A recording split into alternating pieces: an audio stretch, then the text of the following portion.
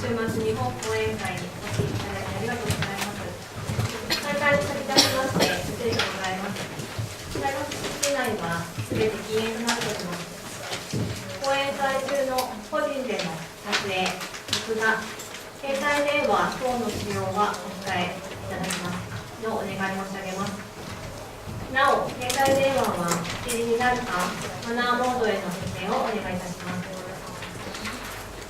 講演中、記録のため主催者側で講演状況の撮影、録画をさせていただきます。個人情報の保護を十分注意して利用させていただきますのでご了承ください。本講演会はこの会場をメインにして梅島、宮古島の音楽のサテライト教室と名誉大学の会場3カ所と遠隔教育システムでつないで進めてまいります。サテライトの皆様もご協力お願いいたします。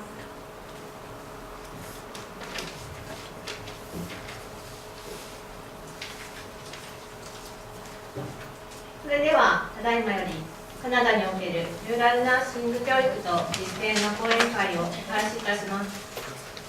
開始日にあたり主催者の法学・成人保健看護学教授上里みどりよりご挨拶申し上げます。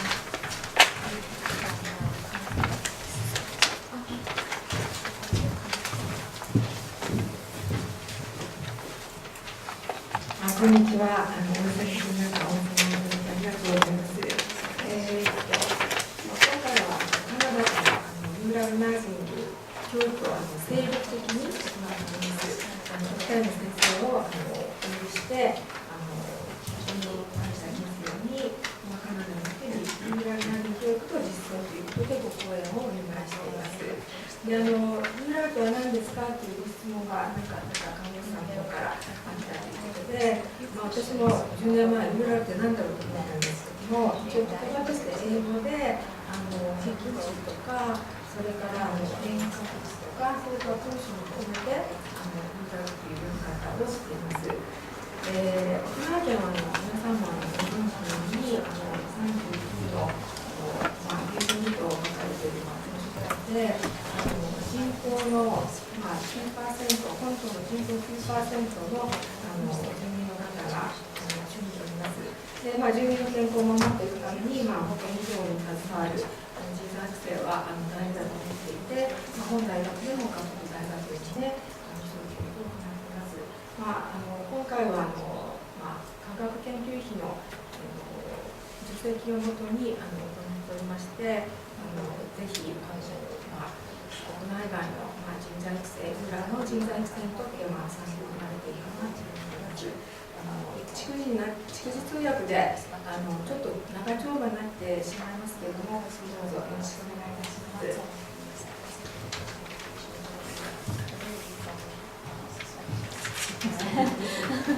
講師紹介をさせていただきます。もうあと3、4分しかないので、皆さんも資料のですね、簡単な脱レビューを書いてございます。一番最初のページはマリュー・エレン・アンドリュース先生の活躍されていらっしゃる先生たちですけれども、現在はサスカチュアン大学、バンクーバーからかなり真ん中の遠いところで一番寒い地域だと聞いていますけど、ということで、昨日話したマイナス50度ぐらいになるということで、すごい寒いところで想像できないんですけれども、現在はサスカチュアン大学で看護学部の准教授をしておりまして、ナースプラクティショナーのプログラムの長として、それからいろいろ北部とか北西部とかカナダもすごく広いので、そこらのキャンパスの副学長を務めていらっしゃいます。この間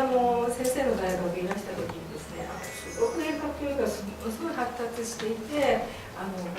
いろんな遠隔に行っても学生さんが講義なり演習なりをやっていてすごく素晴らしいなと思いました。詳しくはこちらの方に書いてありますので、現在も実践もナースプラクティショナーとして働きながら教育にしていらっしゃるということで、すごく素敵な先生でございます。で、2枚目なんですけれども、次のデラージマー先生なんですけれども、今先生は現在はブリティッシュコロンビア工科大学、バンクーバー北の方なんですけれども、そちらの方の、教員としてですね、主に学部教育を主にやっております。あと継続教育、今日お話ししていただくのはルーラル地域の看護師のための特別なプログラムを国の助成金を得てですね、長年やっていらっしゃるということで、すごく参考になるかなと思ってお呼びしております。ジマ先生も精力的にですね、ルーラルの教育研究活動にご活躍されている先生でございますので、とても指の声が聞く感情していると思っています。それではよろしくお願いします。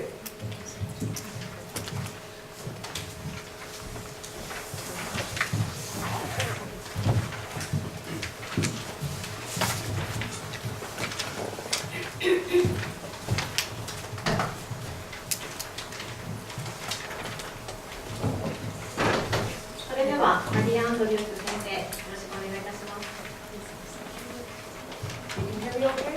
皆さん聞こえますか？ So I'm Dr. Mary Andrews, and I'm a registered nurse as well as a registered nurse practitioner in my province in Saskatchewan, Canada. What I think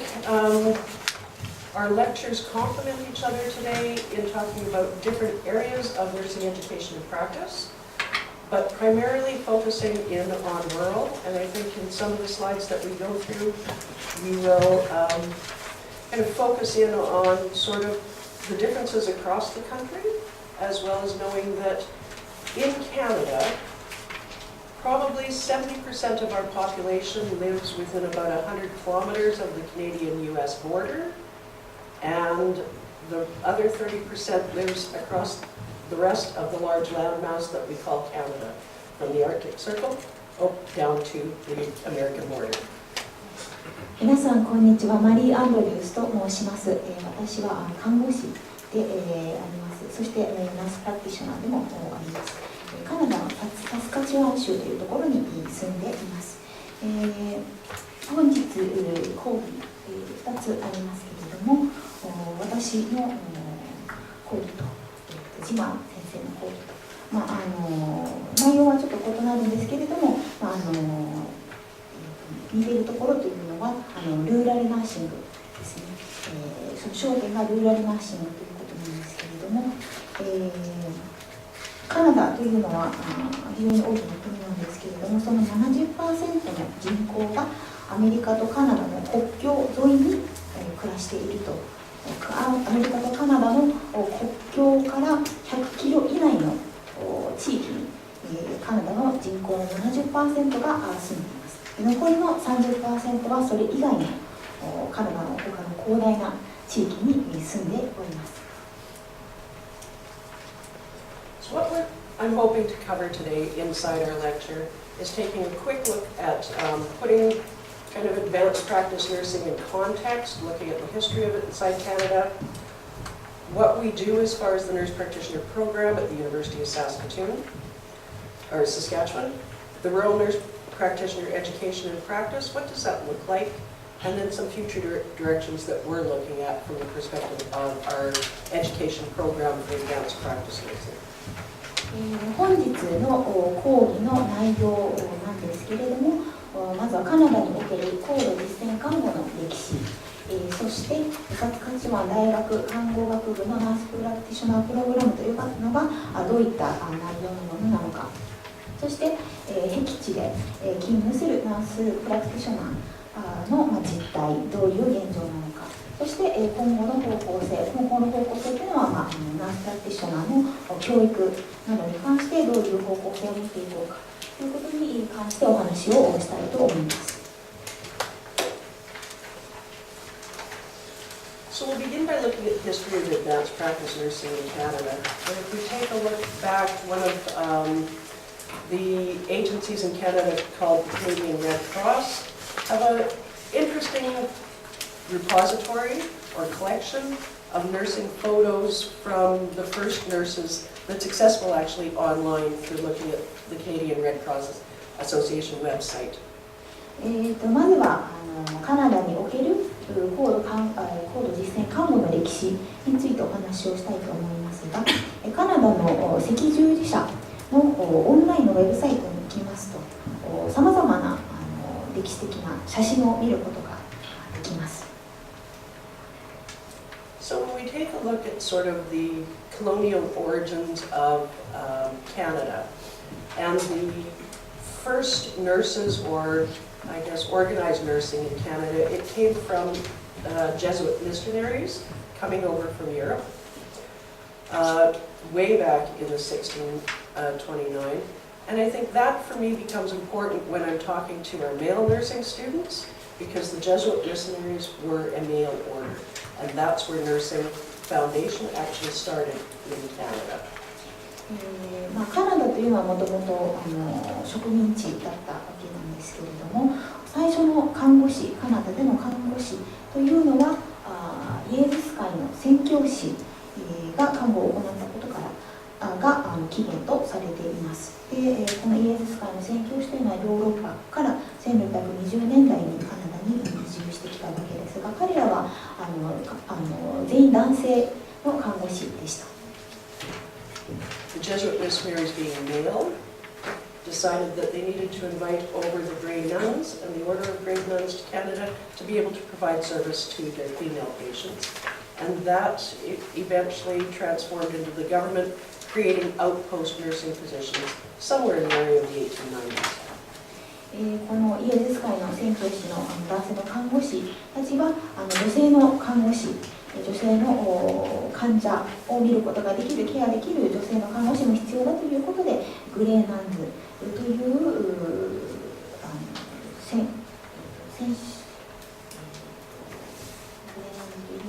女性の修道女の組織に看護師として働くように招きました。そして開拓地の看護師として派遣されるようになりました。When we look back into the 19th century, we had a few places in time where the government was strongly considering advanced practice nurses. Some of it came with the birth of Medicare, which is our Canadian healthcare system that is publicly funded,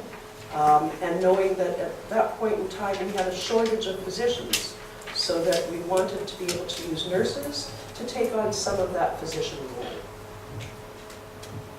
19世紀、カナダ19世紀を見ると、カナダ政府がこの看護師を必要としていた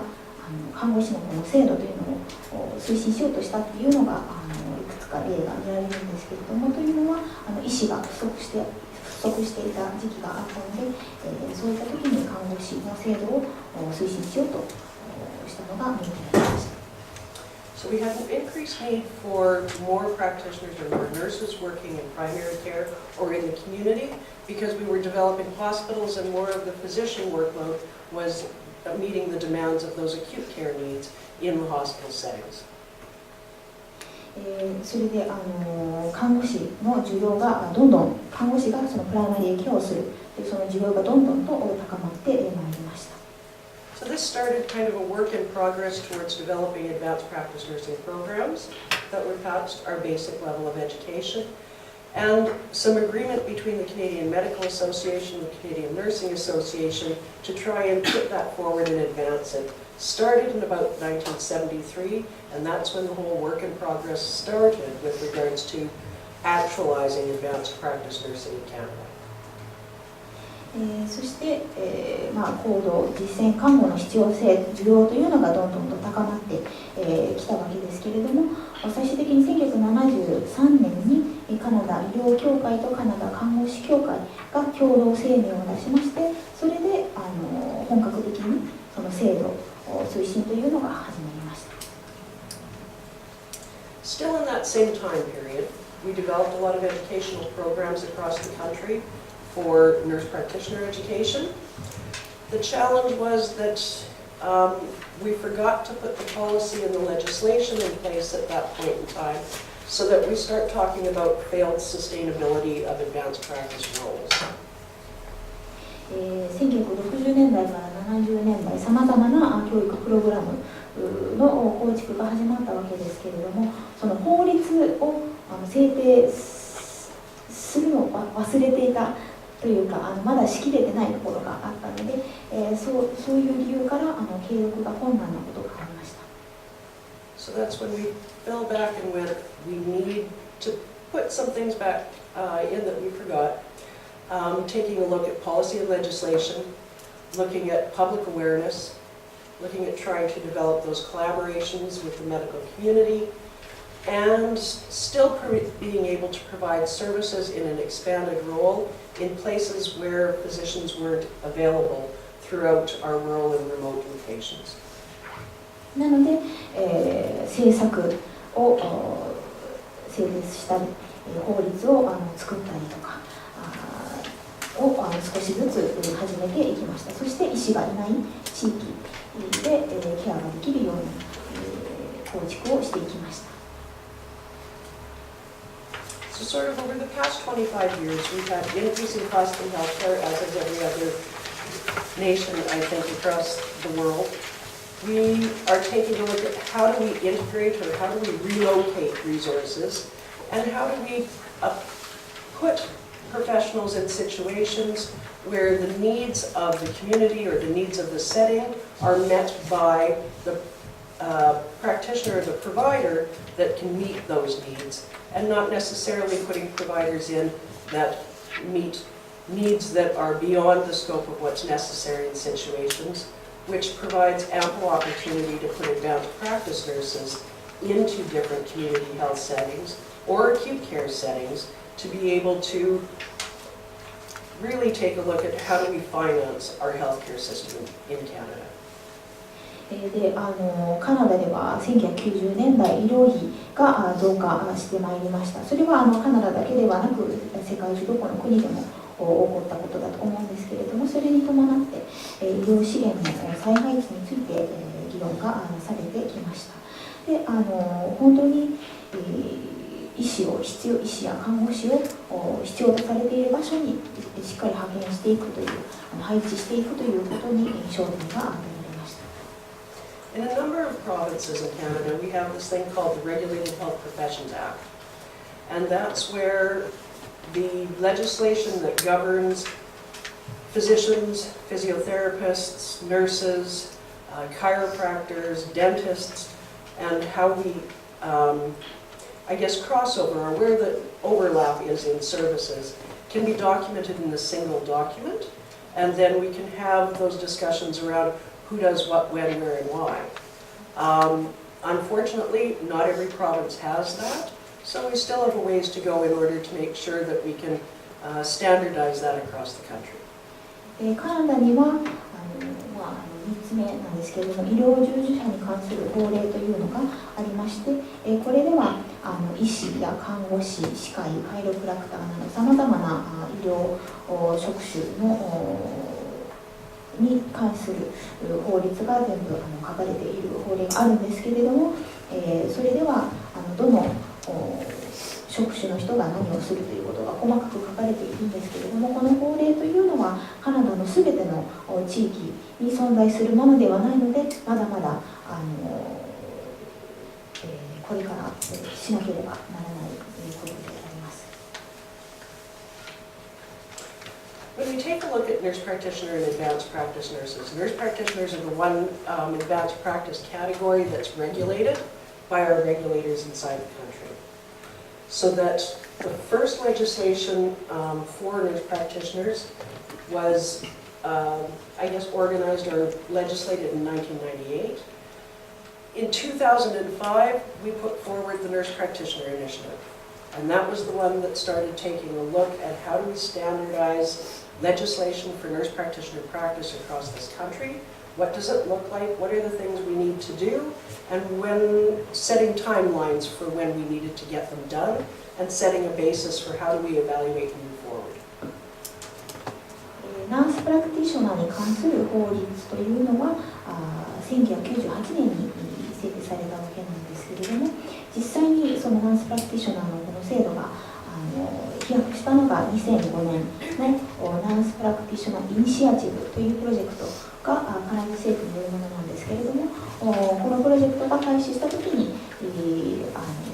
指導したということです。でそれでは基準を作ったり、規制を作ったり、看護実践の法的責任など、あとは看護教育に関してもどういうタイムラインでやっていくのかなど細かく設定することができました。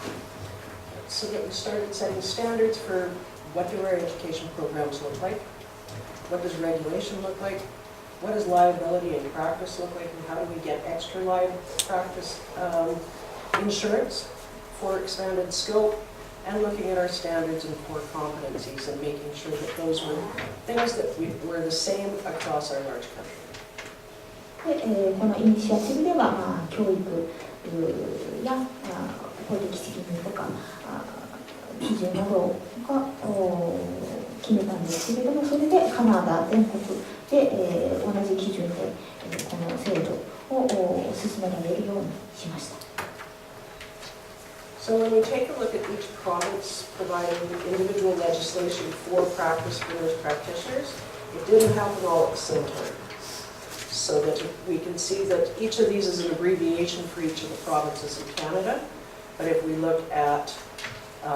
NS, which is Nova Scotia, put through legislation in 2002, but Ontario, our largest province, was back in 1997. こちらは地方の法律がいつ制定されたかというのを記したリストなんですけれども、ノバスコシア州は2002年ですね。オンタリオ州というのがカナダで一番大きな州なんですけれども、それはすでに1997年に法律が存在していた。なのでそれぞれ地域でバラバラに法律ができたということがここで見ることができます。In Canada, we license nurse practitioners in 4 general categories. The one, family all ages, is really a nurse practitioner who works in family practice in the community.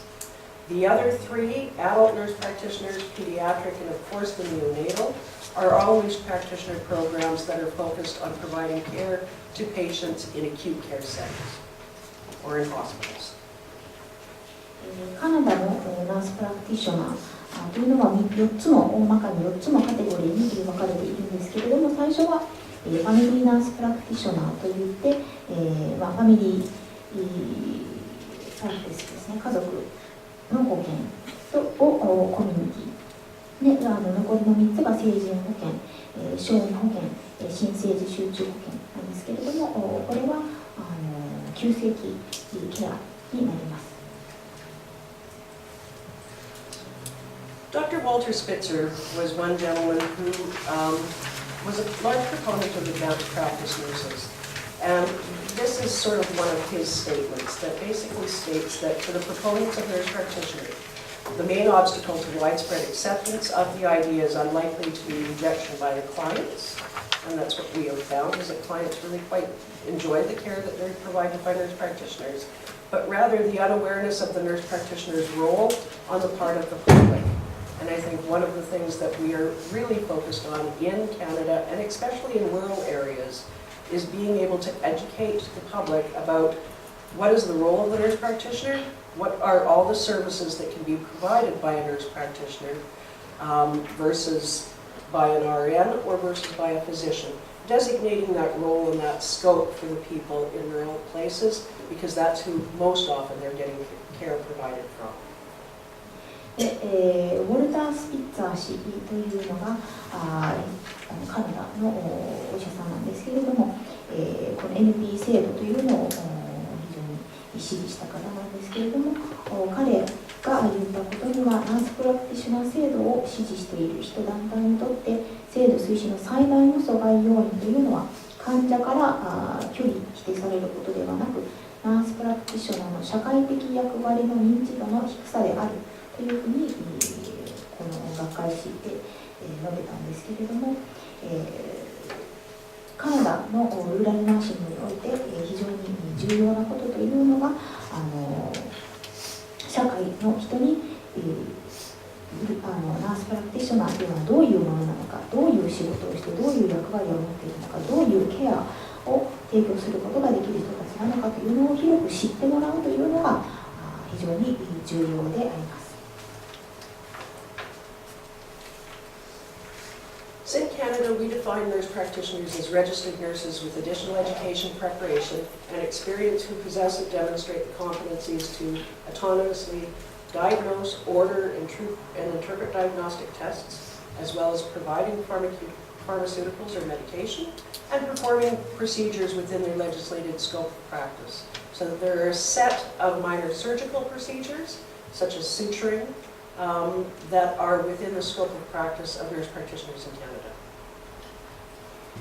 ナースプラクティショナーとは何かということなんですけれども、ナースプラクティショナーというのは一定以上の教育と経験を積んだ看護師であり、診断検査のオーダー、解釈、処方、その他実践範囲内の処置を行うことが認められているのがナースプラクティショナーということになります。The unfortunate part is that in Canada, or fortunate or unfortunate, I guess it depends on which way you look at it, each province is in charge of how they allocate healthcare funding.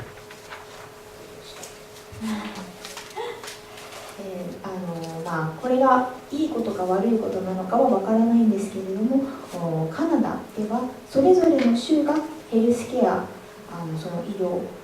費というのをどういうふうに配置するかというのをそれぞれの州が決めています。So that a nurse practitioner may be able to do different things in certain provinces versus others. So if we take a look at that, and some of our legislation that covers healthcare is federal or national versus on the provincial level. So as a nurse practitioner in Canada, all of us can prescribe controlled drugs and substances. So those being narcotics, or stimulant type drugs for different diseases, but those are drugs that are controlled by, or that are federally controlled. Most often it's narcotics or barbiturates. なので、ナースプラクティショナーがそれぞれの州でできることっていうのは州によって違うんですけれども、まず一つは規制医薬品の処方をすることができるということですね。But if I'm a nurse practitioner working in Alberta, I can order somebody to have a CAT scan or an MRI.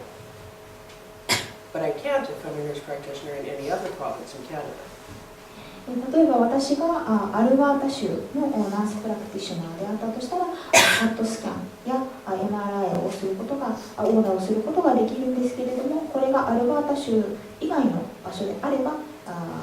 ナースプラクティショナーはそれをすることができません。However, as a nurse practitioner in Saskatchewan, if I have a patient with mental health concern and I think that they're a danger to themselves or others, I can be, as a nurse practitioner, I am able to sign those forms to be able to contain in the hospital that patient for 72 hours for assessment. Whereas if I'm in another province as a nurse practitioner, I don't have that role. 例えば私がサスカチュアン州のナースプラクティショナーであったとすれば、メンタルヘルスの精神保健のその患者がいる場合、その患者が自身や他の周りの人たちにとってちょっと危被害を与えるかもしれないというそういう状況になった場合、ナースプラクティショナーとして書類にサインをしてその患者を72時間まで拘束することができます。しかし私がサスカチュワン州以外のナースプラクティショナーであったらそういった権限はありません。We'll come back to this later, maybe with questions, just because it's a little detailed. ここは結構細かいことが載っているスライドなので、また後で書いてこようかと思います。When we take a look at nurse practitioner supply in Canada, we know that the average age of a nurse practitioner in our country is about 46. So that's nurses with experience that are coming back to school most often, although that's changing. But over the past 10 years, that's sort of been our national trend. Nurse practitioner? Yes. カナダのナースプラクティショナーの平均年齢なんですけれども、46歳になります。When we take a look at our workforce, inside the next number of slides, I put the province of Ontario down at the bottom, just because it's the most populated province in our country, which means that they have the most nurse practitioners of any province in our country, and it makes the graphs look really ugly if we decide to include their spike and not be able to see everybody else. この表は地域ごとのナースプラクティショナーの労働人口を表しているんですけれども、州は省略されてますね。NL がニューファンドランドで、PI がピーセルワールアイランドとなっているんですけれども、オンタリオ州だけは下に数字を書き込みました。というのは、オンタリオ州というのは一番カナダで人口の多い州になるので、オンタリオ州のナースプラクティショナーの人口を入れてしまうとグラフがとんでもないことにそこだけずば抜けて多くなってちょっと見えにくくなってしまうので、オンタリオ州だけは下に数字で書き込みました。So if we take a look at the workforce by jurisdiction, you can see that there's a lovely increase in the number of nurse practitioners over the past 10 years that have been registered in each and every last one of the provinces. And the biggest kind of growth period really, or the largest numbers, would be reflected in Ontario, Alberta, and Quebec. このグラフを見ていただくと分かるかと思うんですけれども、過去10年間にわたって、ナースプラクティショナーの労働人口というのが徐々に増えていっています。で、一番上昇率が高かったのがオンタリオ州とアルバータ州とケベック州になります。When we take a look at our urban workforce, we can really see that, primarily Quebec, Ontario, and Alberta, again, a little bit in BC, have had a lot of growth with regards to nurse practitioners inside hospital settings and other acute care facilities or long-term care.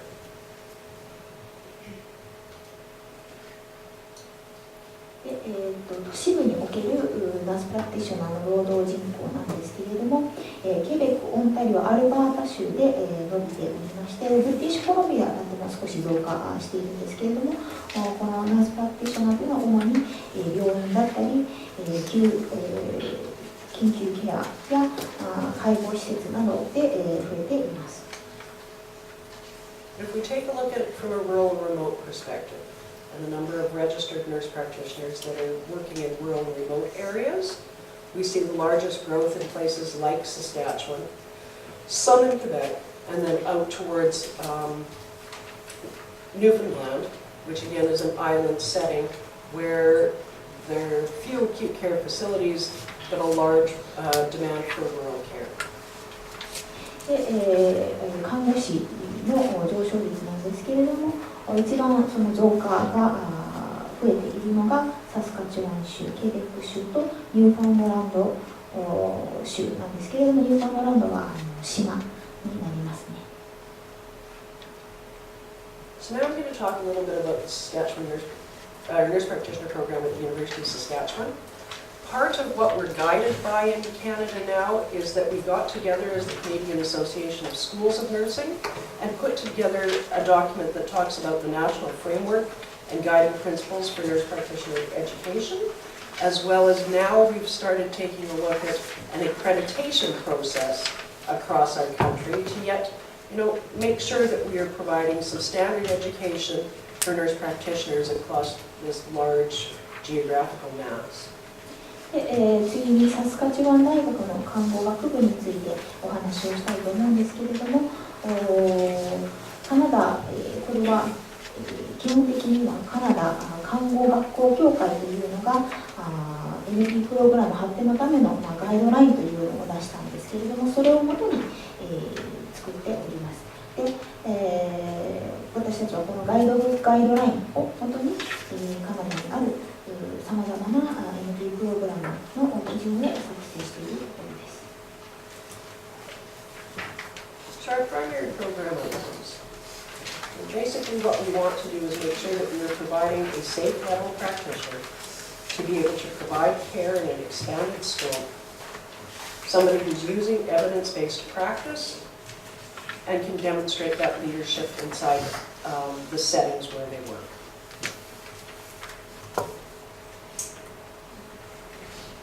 I saw. 家庭を修了した段階で学生が有するスキル、能力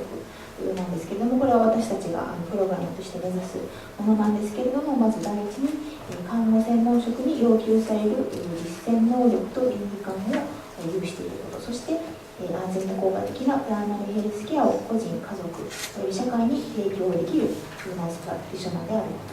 と、そしてエビデンス情報に基づく実践の知識を駆使し、プライマリーヘルスケアの発展に貢献できる能力を有すること、そしてリーダーシップを発揮して多職種連携および地域発展に必要なスキルを有しているということです。So we started the nurse practitioner program in 2006. We also added to our set of programs a postgraduate degree nurse practitioner certificate. One of the quirks inside Canadian graduate level education is that if a nurse came back and got a thesis master's degree from the University of Saskatchewan College of Nursing, they can't come back and get another master's degree. So if they wanted to come back and become a nurse practitioner, they would have had to choose a different university. So we put in the postmaster's certificate program for people who have a master's degree and wanted to come back and get additional level education as a nurse practitioner. サスカチュアン大学のナースプラクティショナープログラムというのは2006年設立なんですけれども、それにプラスアルファで、ナースプラクティショナー資格取得プログラムというのも設立しました。カナダでは看護修士学を取得するとまた違うさらに継続教育としてまた違う看護修士号を得るというのはできないんですね。看護修士号というのは一つの学校から一つしか受けることができないので、継続教育を行っていきたい看護師のために、修士号をすでに持っている看護師が修学することのできるこういったナースプラクティショナー資格習得プログラムというのを設立しました。Most recently, every province in Canada has now developed entry-level competencies, which are competencies we have to teach at the education level, as well as practice standards for nurse practitioners once they enter practice. Every province Has created entry-level competencies that an education institution has to address, and then practice standards for people who are out there practicing as nurse practitioners. カナダのそれぞれの州の教育機関というのは看護師が習得しなければいけないそのコンピテンシーや基準などを設定しました。Our nurse practitioner program also has to be overseen by an advisory committee, so that we have a committee of stakeholders, people who are have a stake in developing nurse practitioners in the province. And we have a relationship with them and meet a couple of times a year. These people include people from the College of Nursing, faculty as well from the College of Medicine, the SRNA, which is our registration body, provincial health regions, so that making sure that we bring in people who are actually hiring nurse practitioners, the College of Pharmacy and Nutrition, they participate in helping us oversee our program and how we're delivering that education, as well as the School of Physical Therapy, our northern or rural medical services, the librarian that we liaise with at the University of Saskatchewan too, and of course we bring back our previous students. ナースプラクティショナープログラムというのは諮問委員会というのがあるんですけれども、その利害関係者と一緒に関係確立を確かなものとするその諮問委員会なんですけれども、そのメンバーというのが看護学部のスタッフだったり医学部、それから地方保健局などですね。あとサスカチュアン大学にもリエゾンライブラリアンという司書の方がいらっしゃるので、その方やもこの諮問委員会のメンバーでありますし、あと学部卒業生もメンバーで、この諮問委員会というのが年に 2,3 回あって会議をすることになっています。So our students, in order to come to the program, have to have had a bachelor's degree in nursing from any Canadian institution. They have to be registered in Canada because our practice placements are all in our country. They have to have made sure that they took an undergrad course in physical assessment, physiology, statistics, and research methods, because they are getting a master's degree, the research and stats are required. They also have to have practiced for at least 3,600 hours or the equivalent of 2 years prior to coming back to school, so that they have some experience in the clinical setting prescribing medication and have developed some of that medication and diagnostic and treatment knowledge. We do have seats designated in our country for Indigenous students and for rural applicants, which means out of the set of seats that I have in our program, so 25 a year, 5 of those seats are designated for nurses who are living in rural parts of Saskatchewan or other provinces, but primarily Saskatchewan. 5 of those seats are designated for Indigenous students, so that our Indigenous students from the north who have taken our nursing education program in the north can come back and advance their education, or any of the Indigenous students, because one of our goals through education of nursing in Saskatchewan is to make sure that our Indigenous population have equal access or better access to getting continuing education, and that we can increase the number of Indigenous students coming back to school. で私たちのプログラムの学生なんですけれども、全員カナダで看護学士を取得しているというのが条件の一つになります。そして現在カナダの州や準州で看護師をしている。そして大学でヘルスアセスメント、生理学、そして統計研究法を履修したというのも条件になります。そして看護師として最低3600時間の臨床業務を行った。これはおよそ2年間の臨床業務になりますね。そして原住民および僻地の住民が優遇されるということです。毎年25人の学生を受け入れているんですけれども、そのうちの5席というのが原住民のために確保されています。というのは原住民がしっかりと教育を得ることができて、教育にアクセスできるというのが重要だと思っているからです。So at the university, we've really kind of engaged in a learn where you live philosophy for our undergrad program as well as our nurse practitioner program. So that I've had students from out east in Newfoundland and Nova Scotia to straight across the country, joining classes via WebEx, although we do require the students to come on site for 2 weeks inside their program. One for a health assessment week and one for skills development. But I had a student one year who was married to a gentleman who was down in the United States doing his residency for his physician program, and she started taking classes, so she came to school from Kansas.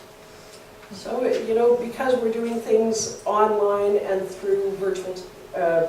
web conferencing technology, we have the ability to meet the students and meet their needs where they are versus asking them to come onto campus. 私たちのプログラムは遠隔学習というのに力を入れております。これは学部でも大学院でもそうなんですけれども、生徒の中にはニューファンドランドやノバスコシアなどの州から遠隔学習でオンラインでつないで修学する方もいらっしゃいました。ただそういった遠隔で学ぶ学生さんにも2週間は学校に実際に来ていただいて、1週間はヘルスアセスメントで、1週間はスキルデベロップメントのクラスを取ってもらいます。で、一人の学生さんは、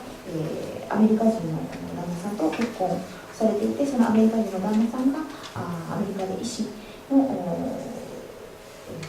レジデンスをやらなければいけないということで、カナダで学校に行こうということでいらっしゃった方もいました。So we've got some our course elements, or what we call didactic elements, that are the coursework that students have to complete before they can do any sort of clinical practice. So that they do a theory course looking at advanced practice roles, advanced classes in pathophysiology and pharmacology, therapeutics classes looking at that whole diagnostic and treatment dyad, advanced health assessment and diagnostic reasoning, as well as statistics and research and the regular graduate seminar and ethics courses. で、座学なんですけれども、これは臨床に移る前に、臨床実習に移る前に取ってもらうクラスなんですけれども、高度実践可能な役割、病態整理、薬物療法、治癒看護、ヘルスアセスメントおよび診断推論、統計研究、倫理学研究セミナーといった内容になっております。In the picture is a couple of students coming to school by distance that were in a similar area, so they got together in a classroom, and the instructor is an instructor based out of Saskatoon,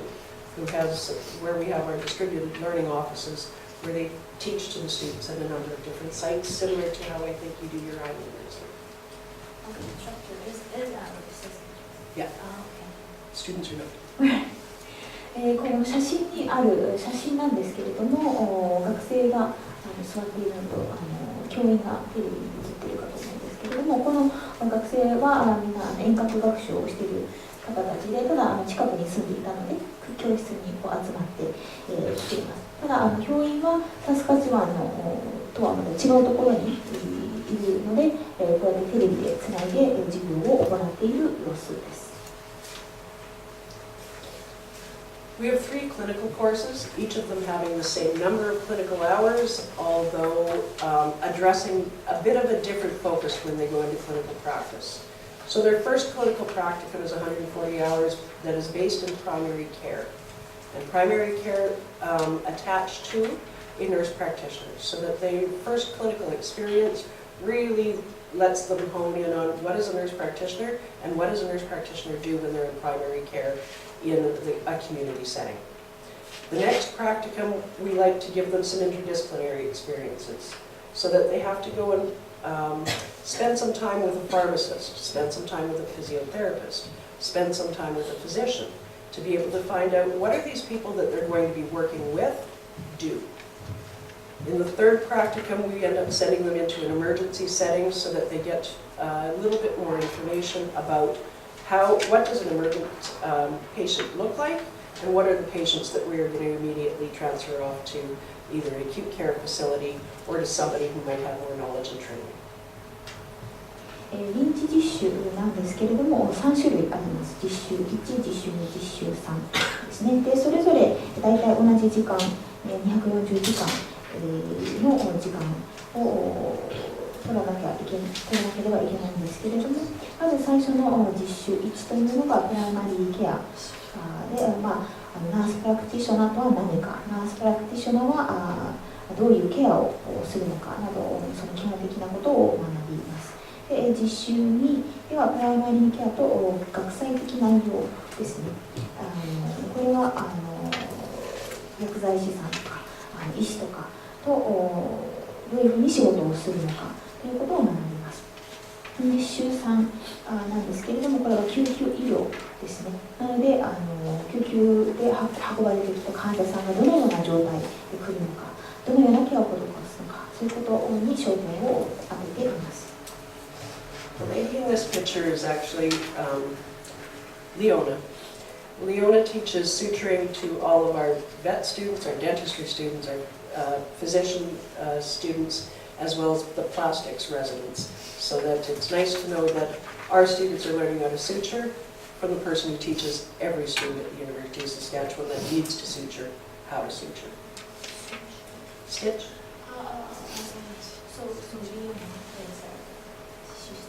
She's a suture instructor for the entire campus. Stitch. Yep. でこの写真ではリオナさんという方がいらっしゃるんですけれども、彼女が実習の教員で、彼女が看護学校のすべてのクラスを縫うことに関して教えている教員になります。So we mapped out some of the places where we've gone to and had students across the country. And, although usually most of our practicum placements and their students come from Saskatchewan, we've had students in a number of different places. Most of them end up coming from rural settings and wanting to go back and get that experience in rural settings. これは学生、私たちのプログラムの学生がどこから来ているのかというのを表した地図なんですけれども、ほとんどの学生さんは僻地からいらっしゃっています。で僻地から来て、サスカチュワンで、実際看護を学んで、そしてまた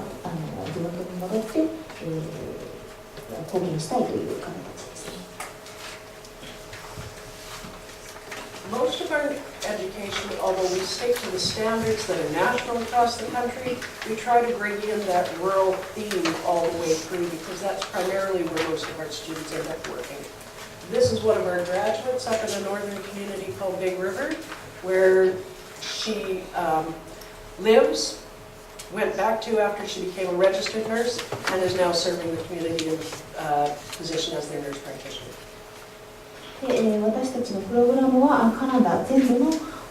ナースプラクティショナーの基準に従ってクラスを行っているわけなんですけれども、その僻地での、看護ということに、必ず焦点を当てるようにしています。で写真に写っている女性なんですけれども、彼は、北にあるビッグリバーという場所から来ていて、そこからサスカチュワンで学んで、またそのビッグリバーに変えて、看護師として働いている女性です。We started looking and trying to involve technology in our program, so that the technology being we deliver classes synchronously by WebEx, but we also send out that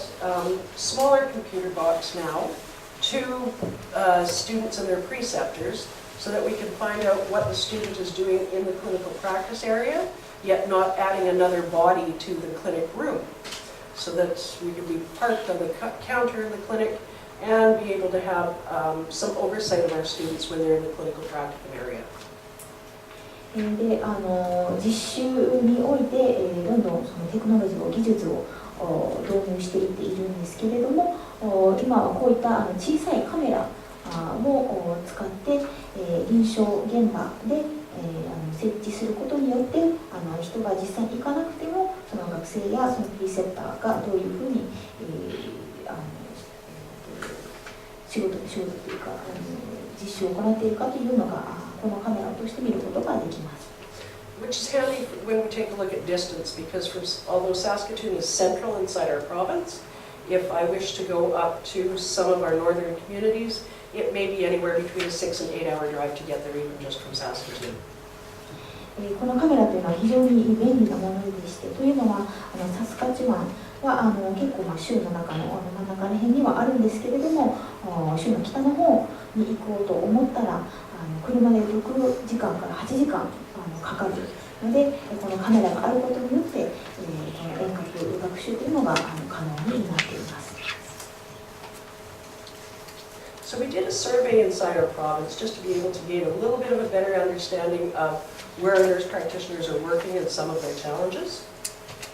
でナースプラクティショナーに関する調査というのを行ったんですけれども、これはナースプラクティショナーがどういった環境で働いているのかなどについて理解を深めるために行いました。The one thing we learned is that nurse practitioners in Saskatchewan aren't very good at answering a survey. で私たちがこの調査を通して学んだことというの一つ学んだことの一つというのがサスカチュアンにいる看護師さんというのはあまり回答率が悪いということです。So out of the number of nurses that said that they were open to receiving surveys, so that although there's about 30 nurse practitioners in the province now, only 147 of them were willing to receive surveys, and only 66 of them responded. However, when we take a look at the data, 93% of our NPs in the province are working in primary care or in community settings. Most of them are working full-time. Most of them had worked for 5 years or less, which basically tells us that, we're producing a lot of new nurse practitioners. Still a lot of nurse practitioners that have worked, or I guess at 20%, between 11 and 15 years, considering that that's about as long as we've been registering them. So not a bad thing.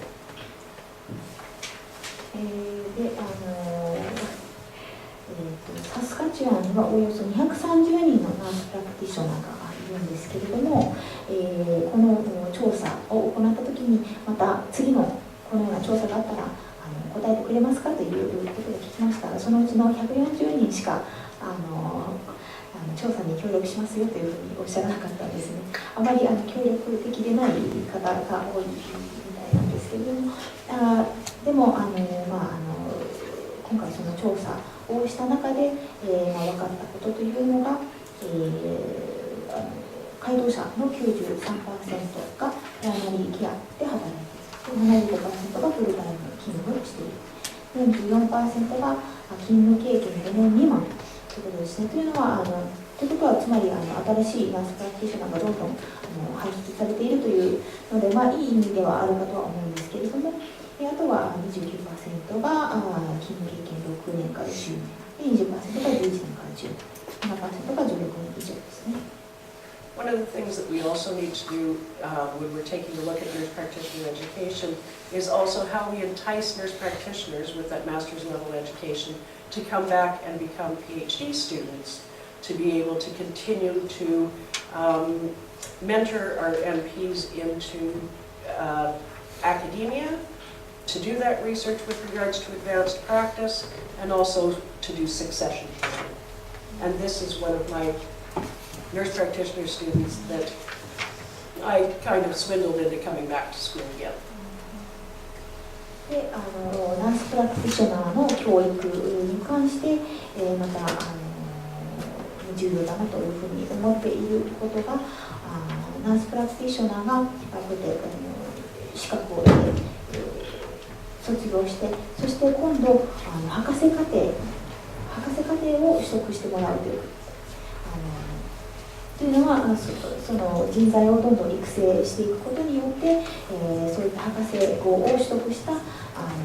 護師たちがまた次の世代の看護師たちを育成していくことができるからです。So we asked them who they interacted with most inside the province, and not surprisingly, they came back with saying that most of them were engaged with pharmacists inside their practice, with dietitians, physicians and physician specialists, and physiotherapists. でナ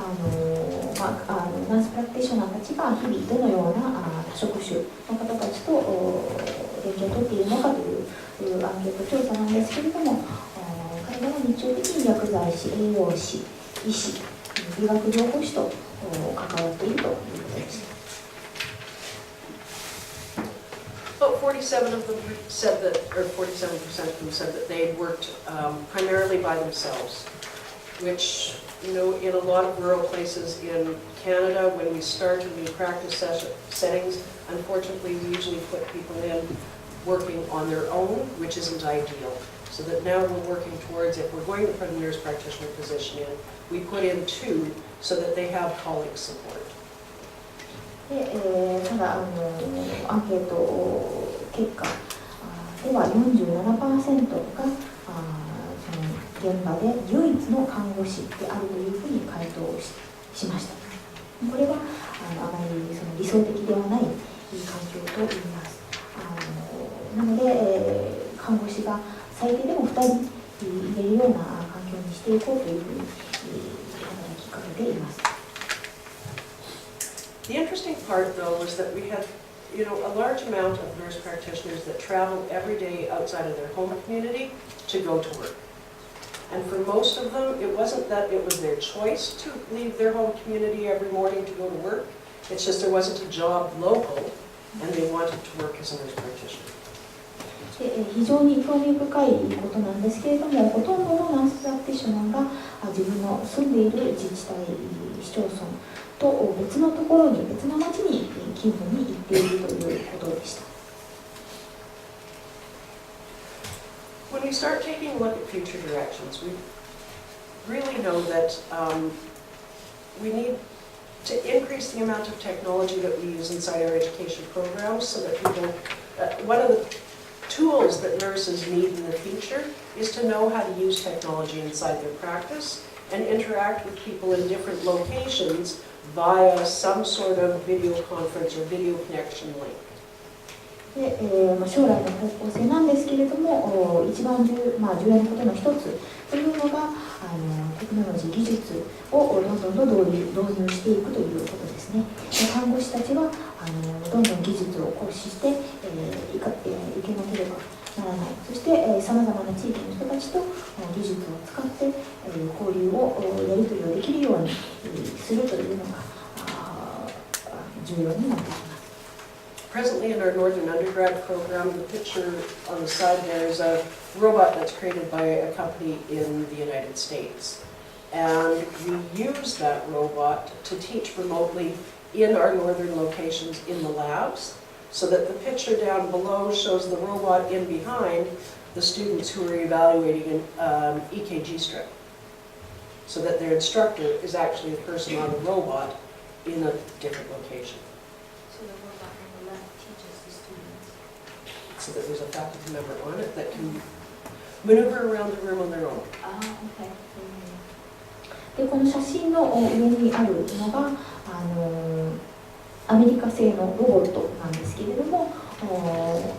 サスカチュアン大学のノーザンキャンパス、北の方のキャンパスがあるんですけれども、そこに設置してありまして、このロボットが実際に教えることができるというふうになっています。And that way, at least, when you bring the instructor into the room on the robot and they have the ability to drive around the room and interact with the students as they need to, the students have gotten so comfortable with having that robot there that they'll often ask it to come to coffee. The instructor on the robot to come to coffee. で教員がこのテレビにこのロボットに映し出されるんですけれども、その学生たちはこのロボットとやり取りをすることになぜなので、このロボットのカメラに映っている教員にコーヒー一緒に行きませんかっていうふうに誘ったりとか、仲良くロボットなんですけれどもスクリーンを通して教員と仲良くなれたということです。One of the other things we started using with the technology is engaging our College of Dentistry, so that we had a dentist in Saskatoon who was able to see the state of the teeth of this child in a northern community using the camera that was at the end of the oral probe. で最近は歯科学の学部ともやり取りをしているんですけれども、この記事にも載っているのがこの歯科医が、技術を使ってそのカメラを通して遠隔地にいるこの子どもの歯を見て、そして治療をしたという実例があります。So then we can develop for that child a dental care plan without having to have them leave the northern community. なので、歯科医が間近にいなくても遠隔で、この子どもに歯の治療をすることができたということです。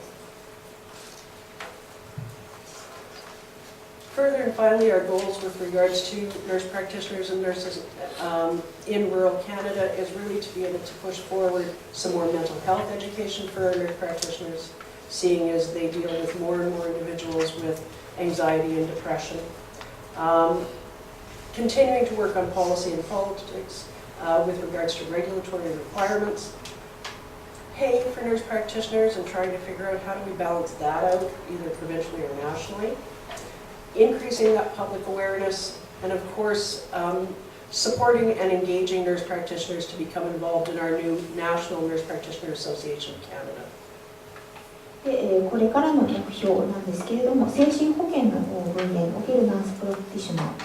資格取得プログラムの可能性を探るということですね。うつ病なども非常に増加してきているので、これは重要になってくると思っています。また政策とか規制とかに関しても国と連携していくということ、それからナースプラクティショナーの講習に関してもまだまだ話できることが改善できる点があります。それから公教育、社会に広くナースプラクティショナーについて知ってもらう、多職種連携、そして新たに設立されたカナダナースプラクティショナー協会とどんどん仕事を連携してやっていくということですね。And just meeting some of our graduates the other year. でこれは卒業生の去年の卒業生の写真です。The references at the end of the presentation. Thank you. 最後が最後の参考文献になります。皆さんご清聴ありがとうございました。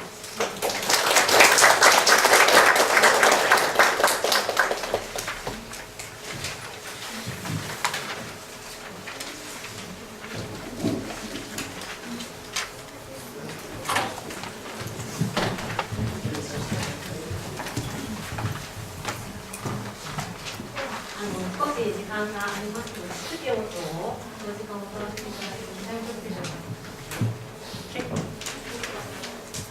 Okay. I didn't know how much time we got.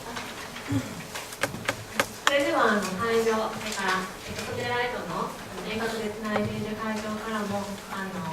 意見交換の時間でご意見、ご感想、それから質問など受け付けたいと思いますが、いかがでしょうか。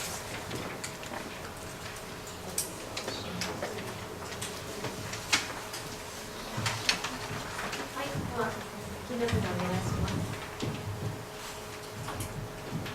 アンドリューさん、どうもありがとうございました。いくつか質問があるんですけれども、一つはその都市部とこの、ルーラルのこの NP の、資源のちょっと分布が違ってたような気がするんですけども、当然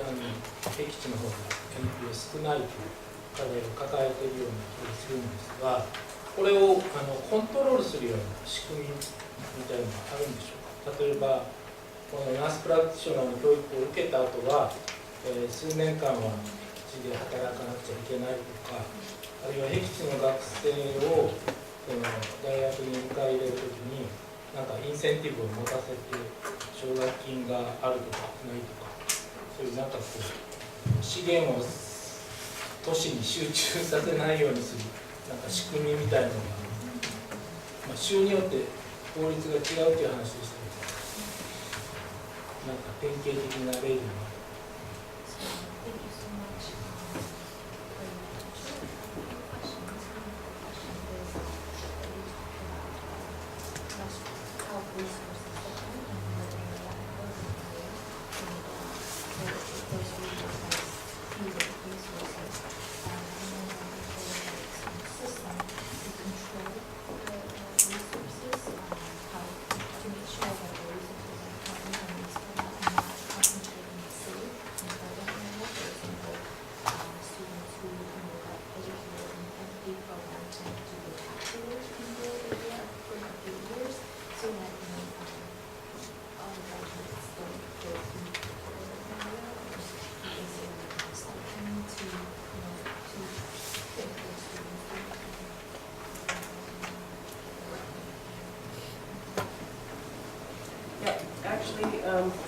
Yes,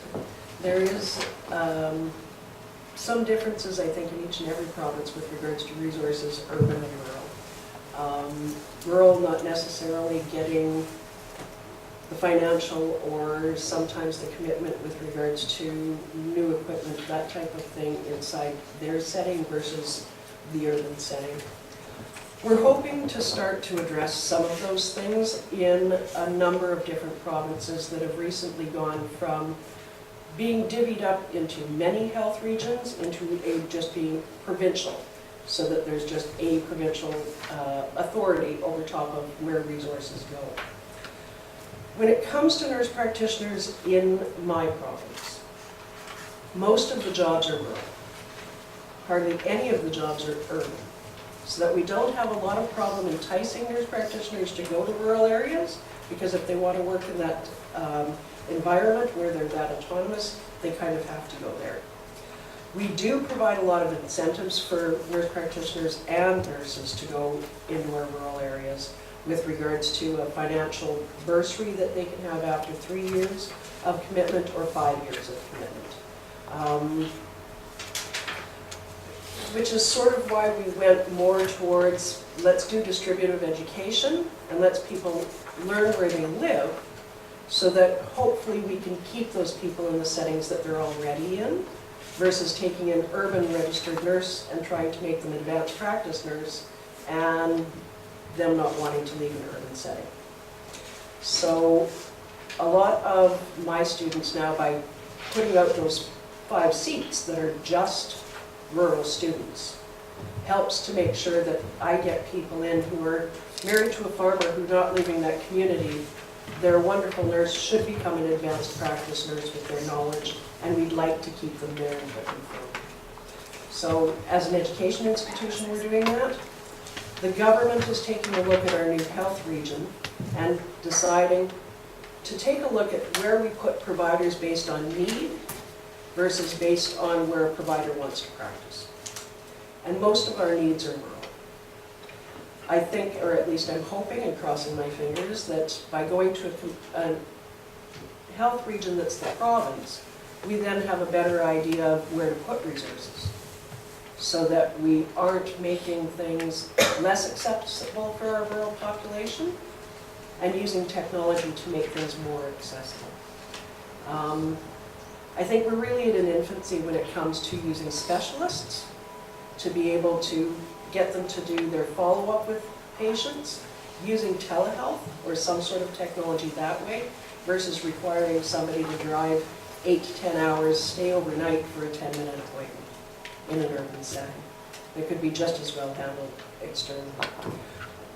I'm going to stop there and then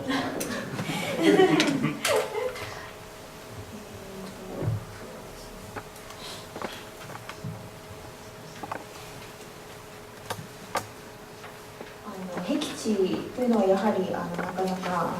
資金だったりとか新しい機器だったりとかもなかなか入ってきにくいというのはあるんですけれども、私たちのプログラムに関してはサスカチュアン州ほとんど僻地ではあるので、私たちのプログラムに来る学生のほとんどその僻地で仕事をするということを前提に来る学生がやっぱり多いということですね。あとは遠隔学習に力を入れているというのは、やはりすでに遠隔の僻地に住んでいる学生が私たちのプログラムで学習することによって、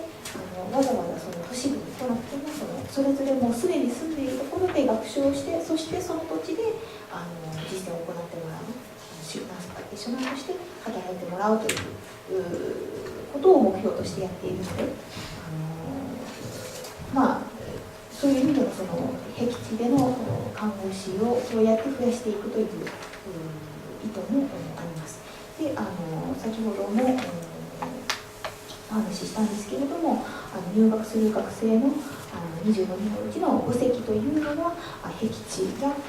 原住民の学生のために割り当てている。なので、すでに僻地に住んでいて、例えば農業を営んでいる男性と結婚している女性がその土地をもう動かないというような学生さんにこのプログラムを受けてもらうというふうになど工夫をしております。で政府に関してはカナダそれぞれの州の政府なんですけれども、なるべくそのプロバイダーを必要としているところになるべくその割り当てるようにするというふうにしているので、そういうふうになるべく都市部に集まらないようにしております。I'm always curious. About 5 years ago, the College of Medicine at the University of Saskatchewan hired a gentleman by the name of Dr. Ivor Mendez. And he had done a lot of work with a remote community in Labrador from where he worked in Halifax, where he would do rounds every day in the hospital in Labrador using that robot and going in and seeing each of the patients and interacting with nurses. He's also a neurosurgeon, so that he's invited other people in to watch his surgeries using some of that remote technology, and really is helping us in nursing to be able to branch out and go, you know, we can use that technology in the north to be able to do other types of referrals. So really starting to look at how can we do this? How can we start putting that technology in that decreases our healthcare costs from the perspective of patient transportation. Having to have patients take that much time off work in a lot of our rural communities in order to come in and do those specialist appointments in an urban setting, where through some of this technology, I mean, if I'm at the end of the provider, on the robot they have different things for plugging in so that I can hear the heartbeat, I can take blood pressure, I can listen to somebody's lungs, I can listen to their abdomen. We've got a lot of point of care types of laboratory tests that can be done now, and they've actually got an ultrasound extension on it so that they could do ultrasounds and transmit the information back to somebody urban. So that, you know, helping rural people and our northern people stay in their communities and get care that they need in their communities and only have to leave provides a benefit to them, to their communities, and I think further out to their employers who have to make sure that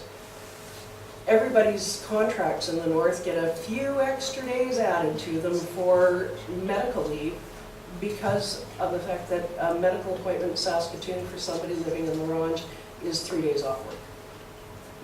And probably, you know, at least a fair amount of money out of pocket for hotel and travel and all those things too. So that there's some cost effectiveness for the patient and for the provider. で大体5年ぐらい前のことなんですけれども、サスカチュアン大学の薬学部の教授がいらっしゃったんですけれども、ラボでロボットを使って授業を教えたという先生がいらっしゃいました。でそういうふうにテクノロジーを使って遠隔でも授業を教えたりすることができる。で遠隔でも治療を行うことができるというのはこれからの医療にとって非常に重要なことだと思います。でこういったテクノロジーを使うことによってヘルスケアのコストというのも下がってきますし、患者さんも遠い僻地から都市部まで何時間かけて車で行くこともなく、そうやってテクノロジーを使って治療してもらったりとかっていうことが可能になってきています。で例えば今では超音波とかも遠隔で行ってその超音波のデータなどを都市部に送ったりとか、そういうことも今では可能になっています。はい、ありがとうござい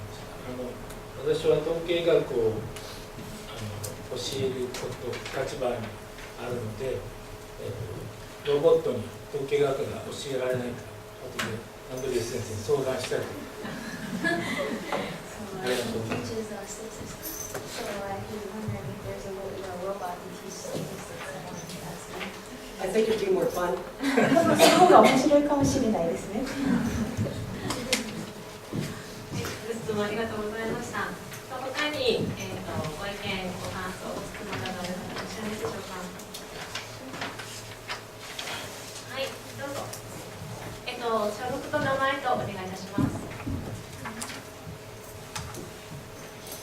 実践と証券看護の石垣純子と申します。貴重なお話ありがとうございました。2つ質問をさせていただきたいです。まず1つは社会的認知度が低いっていうお話があったと思うんですけれども、社会的認知度をナースプラクティショナーの社会的認知度を上げるためにどういうところと連携していくといいのかとか、キーパーソンみたいな地域によって違うのかもしれないんですけれども、どういうところをきっかけにしていくと効率的なのかっていうところで先生のご意見を伺いたいなと思います。で、それがまたナースプラクティショナーの進みたいなって思う人を増やすことにもなるんじゃないかなって私は思うんですけれども、そこについても聞かせていただきたいと思います。あともう一つは技術1つずつでも大丈夫ですか。1つずつで。1回切りましょう。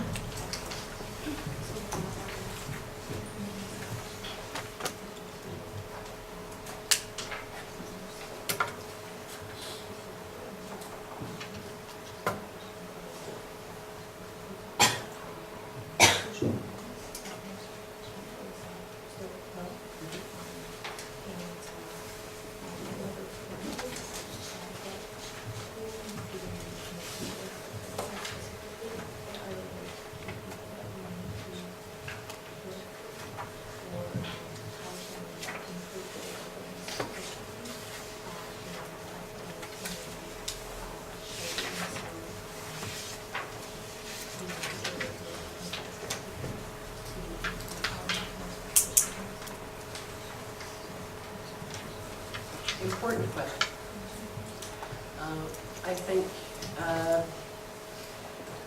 it's difficult to try and figure out exactly which way to go at increasing the visibility of nurse practitioners inside our healthcare system in Canada. One of the challenges I think that we have is that we haven't used nurse practitioners for that long of a period of time, and that in a way that's not unsimilar to how our physicians practice, our nurse practitioners in Canada aren't, I guess, necessarily independent practitioners. So that we're usually an employee of a health region, so that unlike a physician, I can't go get licensed and then go set up a clinic and bill for my services. So that I'm not a fee-for-service type of employee. I'm a salaried person. So I have to wait for that position to come up. So I think what nurse practitioners and our healthcare system needs to do is to start making some key positions to increase awareness of nurse practitioners. What they've done so far in the creation of our new health region, which makes me think positively, is that they will now allow us to put proposals forward to the government to say, this practice site would benefit from having a nurse practitioner, and here's why. And this is what we'd like to trial or do on a 2-year basis and evaluate to make sure that this is a good practice area to be able to increase access for a certain population to primary care services. And that maybe we are going to put a nurse practitioner into a diabetic clinic so that instead of having just small appointments with a primary care provider, the nurse practitioner, and most nurse practitioners in Canada operate on half-hour appointments. So that the minimum amount of time that we usually provide with patients is a half hour, the maximum about an hour. so that you're doing a lot of patient education inside that time period. So strategically putting those out there would be wise, but it's a matter of trying to advocate for ourselves as well. And I don't think maybe nurse practitioners, and maybe even not nurses, we don't advocate for ourselves and for our profession as well as maybe we should be. I don't think that we take the position some days that we are extremely valued in the healthcare system and that patients do value what we do for them,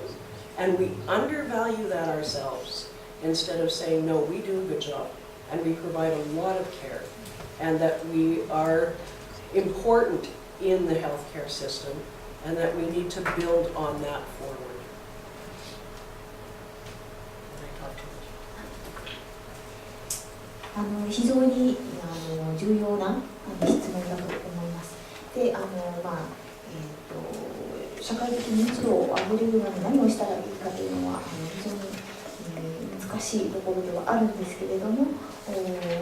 まず一つの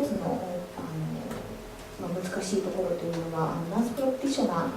の制度自体がまだそんなに長くないんですね、カナダで。で、もう一つは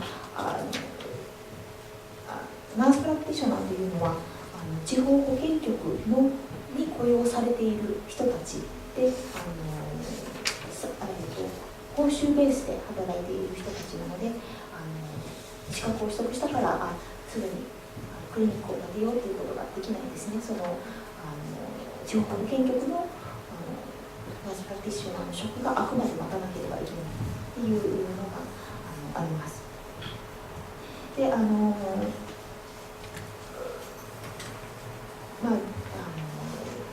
認知度を上げるのに大事なことというのは、その政府と地域の州の政府と交渉して、例えば提言を出す、プロポーザルを出したりとかして、例えばこういった糖尿病のクリニックに今プラクティショナーを派遣するのがいいと思いますよとか、そういうふうに提言をどんどん自主的に行っていくというのが大事かと思います。で、ナ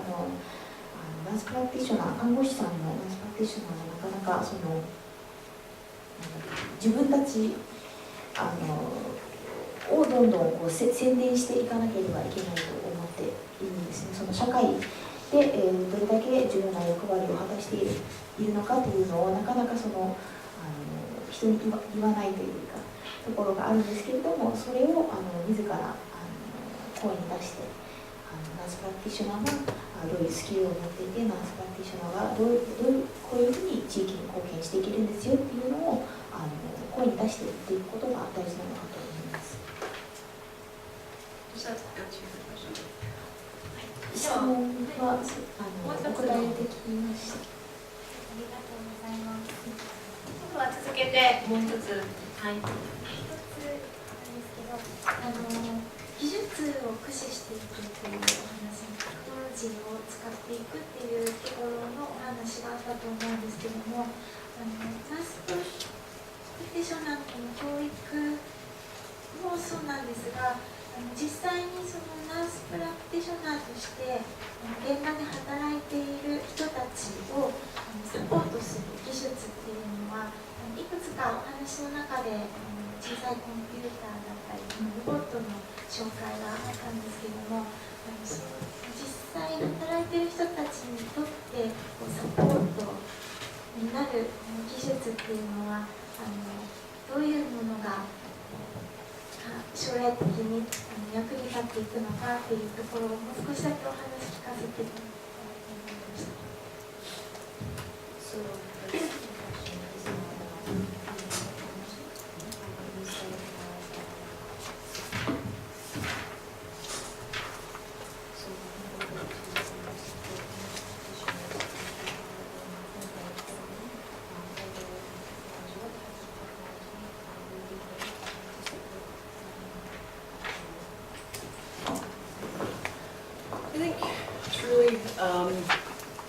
When I started nursing as a rural or a northern nurse,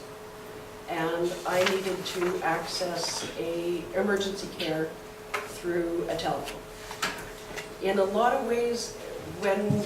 we had an emergent patient in and things were changing, using only a telephone to be able to try and describe what the patient was going through or what we were seeing with the patient is not as good as having that video connection where the person at the other end can see what we're dealing with and be able to help us with that patient's care, which in most northern communities or in a lot of rural communities, we don't have a lot of emergency equipment. So we have the basics to be able to hopefully stabilize somebody enough for transport, but truly that's as far as we can go. By having that video connection, at least the provider in the urban setting knows exactly what they're receiving, and we get that hands-on help with regards to providing care by somebody who can actually see what we're doing and mentor us through that process. I can think of a number of times where trying to describe a patient to a physician over a telephone line was definitely not the easiest thing I've ever done in the world. But if they would have been able to connect with us visually, then it would have made describing that patient's concerns and their issues a lot easier. Because sometimes if we don't describe what we're seeing appropriately, the patient may or may not get accepted for transfer down to an urban setting. And we'll have to care for them there until something else happens. So I think it's in the patient's best interest as well. So the more we can engage in that technology or use of it, I think the more connected the providers feel on both ends, that the patient as well feels like they're getting provided care in a timely manner and that somebody can actually see what's going on with them, I think is as a benefit to our patients as well. So I'm hoping we continue to move forward that way. It's like when you are talking to somebody over the telephone that's halfway around the world, or talking to them and actually seeing their picture on using Skype. You know, you feel more connected if you can actually see and engage with that person than if you're just talking to them on the phone.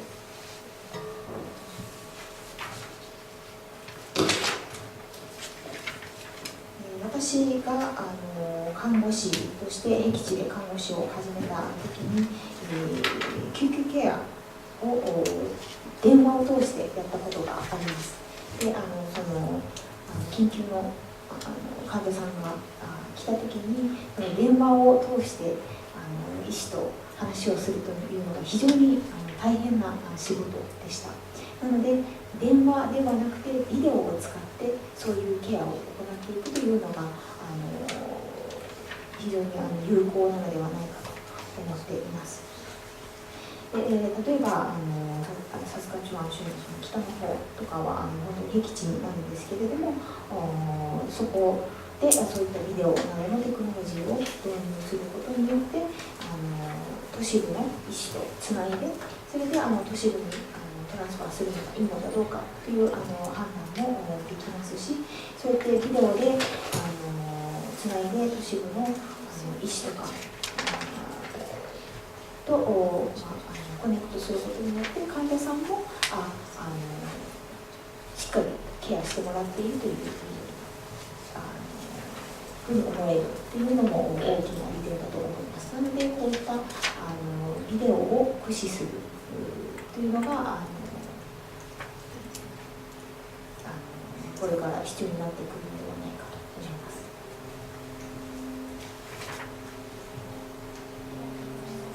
大丈夫でしょうか。はい、ありがとうございます。カナダのこの北部の地域はスマートフォンとかも使える状況なんですね。フェイスタイムとかできるような環境に。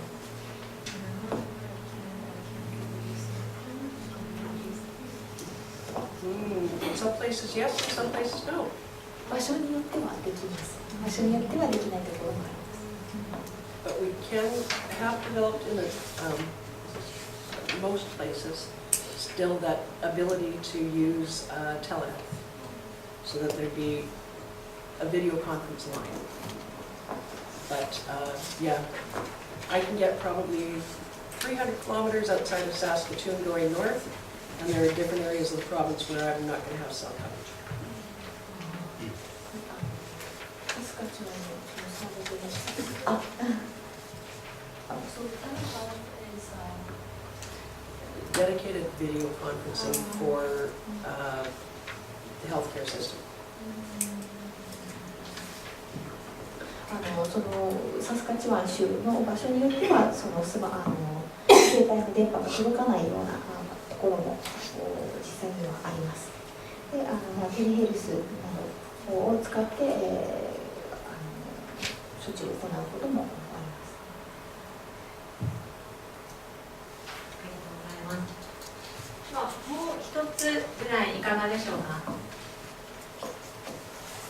サテライトの方はどこと今つながってます。都と名王大学ですかね。久米島も出てますけど、あれですか。会場からはいかがですか。じゃあ会場からお願いいたします。ご所属とお名前からお願いいたします。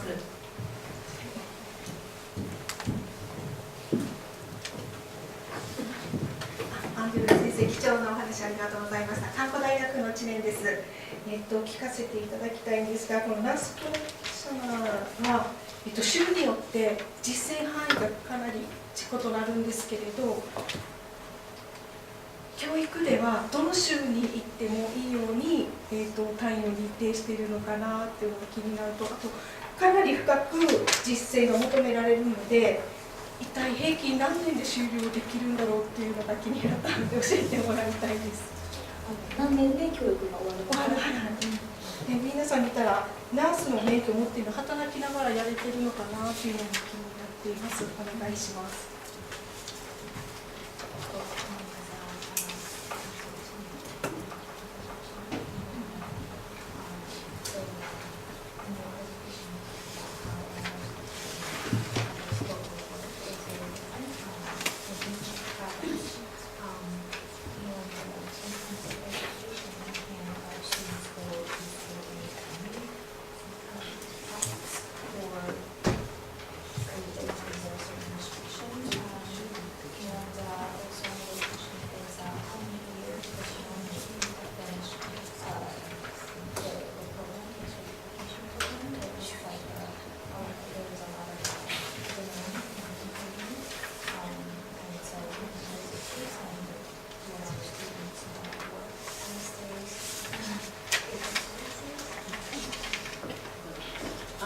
The program full-time, and it's, or at least ours is, most programs I think in Canada are 2 years. They're becoming a real full 2 years. Each and every time we gain an expansion in our scope of practice to include yet another thing, then it kind of adds to how much information we need to try and get inside a program. I think it was about 5 years ago now that we ended up getting the ability to prescribe controlled drugs and substances. So then there was an entire large educational program that had to go with when do you prescribe medication for pain, what do you prescribe, and that also was balanced out by now being able to provide care for patients that were in palliative care and adding kind of layer after layer. And we know that you can't teach every nurse or nurse practitioner everything they need to know inside the length of time of our academic programs. So that it does get to be, they're full and they're heavy. And unfortunately we can, can't shorten them up much. There's some talks on whether or not we need to lengthen them and whether or not our students need to have practiced 3 or 4 years before they come into the program. One of our perpetual thoughts that I talk to students about when they enter the program is if they're going to be a full-time student, my recommendation is they aren't going to have any time to work. Whether they take me seriously or not is another story. Usually by October of their first year, they start taking me seriously and understand that the program has a lot of demands. Students at that point in time either usually choose to go part-time and work part-time, or try and find out how they can balance things out from a scholarship or support perspective to be able to get through the program. I think it's always challenging for a student who's been a nurse to go back to having less income and less ability to support their families by coming back to graduate education, and that, you know, we keep having to try and find more and more scholarships and bursaries for our students to be able to offset that and get nurses back into doing advanced practice. So, always challenging. 私たちのプログラムはフルタイムですね。フルタイムのプログラムになります。で、カナダでは大抵のナースプラクティショナープログラムが2年間で終了のものになります。で、これはもう2年間みっちり修復するものなんですけれども、ナースプラクティショナーの実践範囲がどんどん拡大するにつれて、学ばなければいけないクラスの授業もどんどんと増えていっているというのが実態です。で、5年前なんですけれども、規制医薬品を処方することが法律上できるようになったので、それに関してもクラスに盛り込まなければいけなくなった。それから看護ケアなどもできるようになったということで、それもまたクラスに盛り込まなプログラムに盛り込まなければいけなくなったということで、スコープが大きくなるのと同時にクラスもどんどんと増えていっているので、正直このクラスを修学したいとおっしゃる学生さんには、私は仕事を同時にするのはお勧めしませんよというふうに言っています。で何人かの生徒さんは、いや仕事も同時並行でできるよっていう方もいるんですけれども、8月か9月に学校が始まって10月頃には本当に無理だなっていうふうに気づかれるそうです。で、10月の時点でパートタイムで仕事を続けるのかどうするかっていうのを決める学生さんが多いですね。ですでに看護師として働いている方たちがこのプログラムを受講するわけなんですけれども、なので看護師さん、もともとも看護師として仕事をして収入を得ていた人たちが収入が少なくなって学生として勉強しなければいけないというのは、家庭の面でも家庭の経済面でも、チャレンジではあるかと思うんですけれども、継続教育が大事なので、それで継続教育をされる学生さんがいます。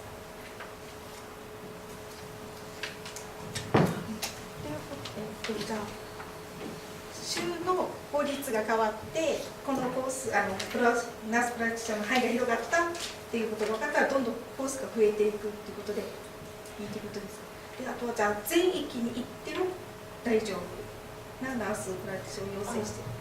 どこの州に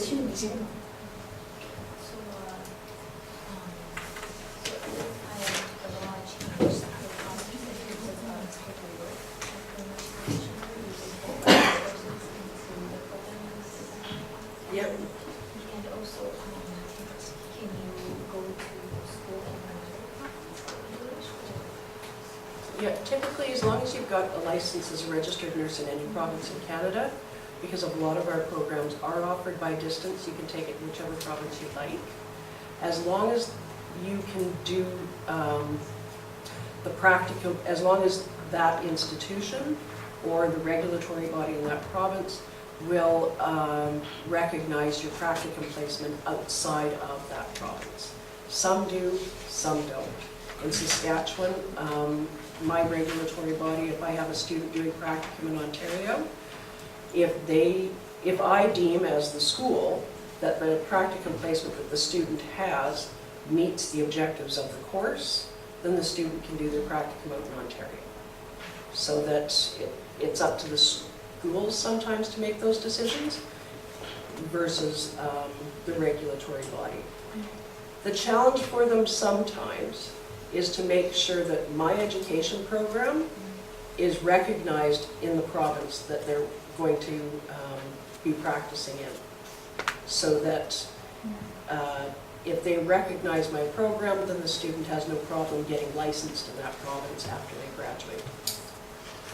There's quirks throughout that whole process.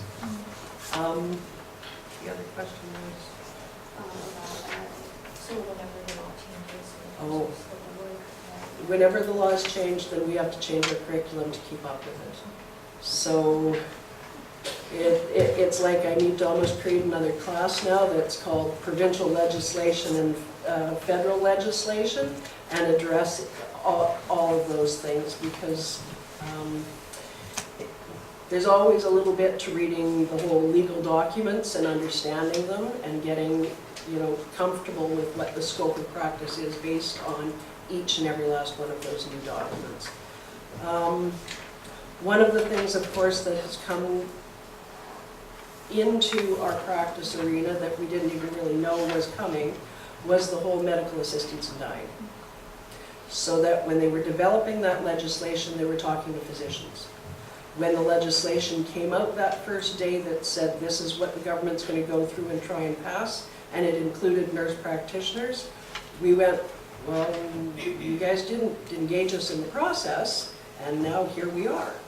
So we didn't really have any of that background work going that said, how do we train people to understand the law and to understand how that affects us as nurse practitioners, or how that affects our practice, and what sort of things we need to do, so that that's still an ongoing discussion with nurse practitioners to say, yes, you can participate in medical assistance in dying, or you can choose to be conscientious objector. So, taking a look at what's all involved in it, and each and every province now is setting together a committee of practitioners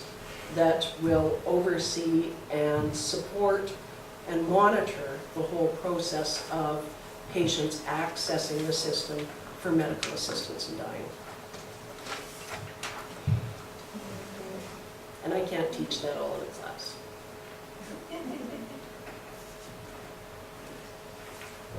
学校なんですけれども、基本的にカナダで看護師の資格がある人であれば、どこの州の学校に行ってもいいというふうになっています。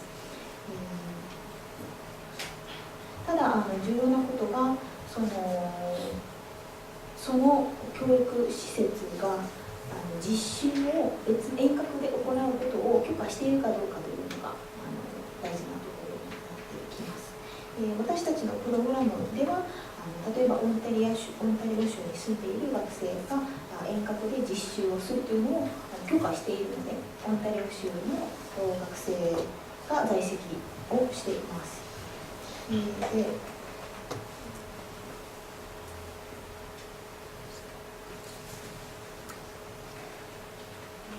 なので基本的には留学というのはどこの州でもできるんですけれども、学校によります。実際に通えるかどうかっていうのは、実際に学生として在籍できるかどうかというのは学校によります。